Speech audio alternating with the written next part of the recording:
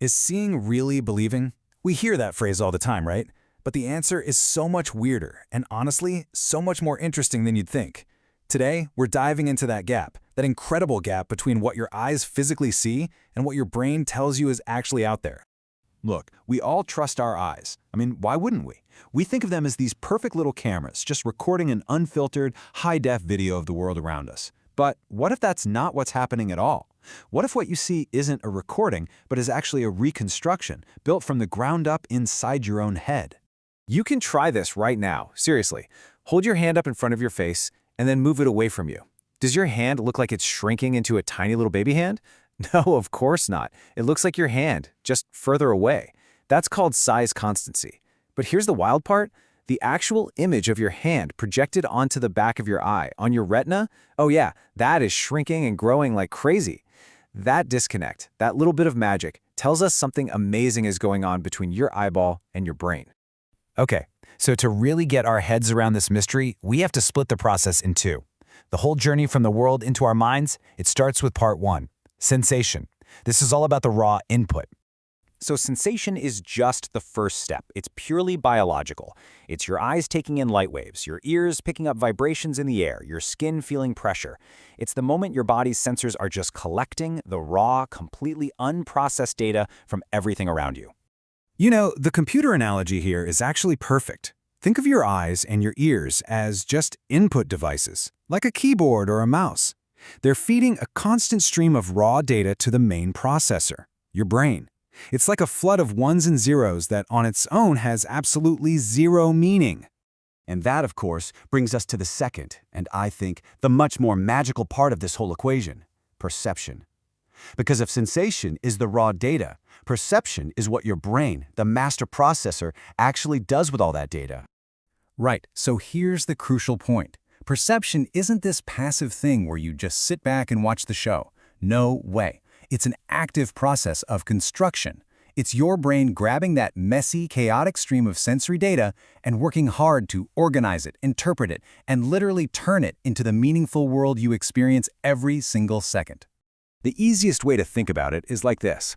Sensation is a bottom-up process. It starts at the bottom, with the raw pixels of reality, and sends that information up to the brain. But perception, that's a top-down process. Your brain uses everything it already knows, your memories, your expectations, your language, to look down on that raw data and say, aha, I know what that is. Let's just quickly trace that journey. Okay, see that lamp over there? In the real world, that's what we call the distal stimulus. Now, the messy, two-dimensional splosh of light it makes on the back of your eye, that's the proximal stimulus. And then your brain's final instantaneous conclusion, oh, that's a lamp. That is the percept. It's this incredible transformation that's happening constantly, and you don't even notice it. And get this, that image on your retina, the one we call the proximal stimulus, it's a complete mess. It's flat, it's totally upside down, and it's flipped left to right.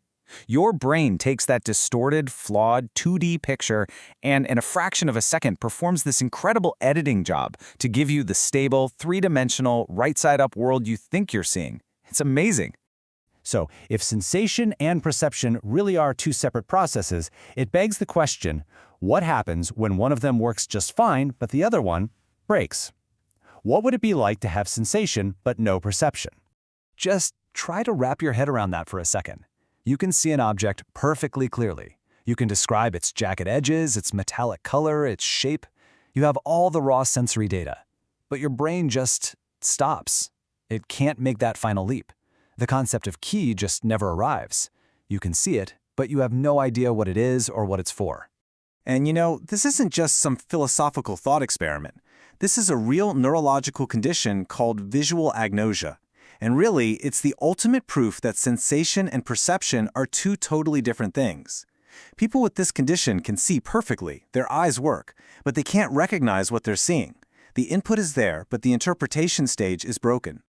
This picture of a super complex control panel is such a great way to understand it. Imagine looking at this. You can see every single light, every dial, every switch. Your sensation is perfect. But without perception, you have no clue what any of it means. It's just a meaningless collection of parts, not a system that does something. That, in a nutshell, is the world of visual agnosia. And all of this leads to the single most important idea we're talking about today, and this quote just nails it. Seeing, whether or not you believe what you see, is absolutely not the same thing as perceiving. Taking in the light is just step one. Understanding what it all means, now that's where the real magic happens. Okay, so why do we care? Why is this distinction between raw sensation and our brain's interpretation so important? Well, because it completely changes how we should think about our own experience of reality itself.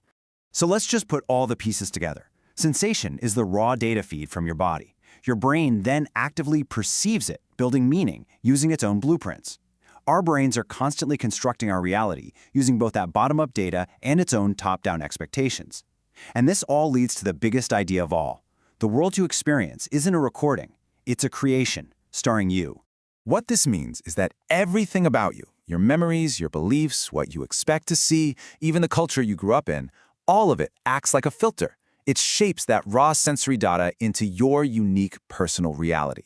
It's why two people can look at the exact same thing, have the exact same sensation, and come away with completely different perceptions. And that's the final thought I want to leave you with. If what you see isn't the world as it is, but the world as your brain presents it to you, that forces us to ask a really deep question. What are the things in your life that are acting as the architects of your reality? What is shaping your perception?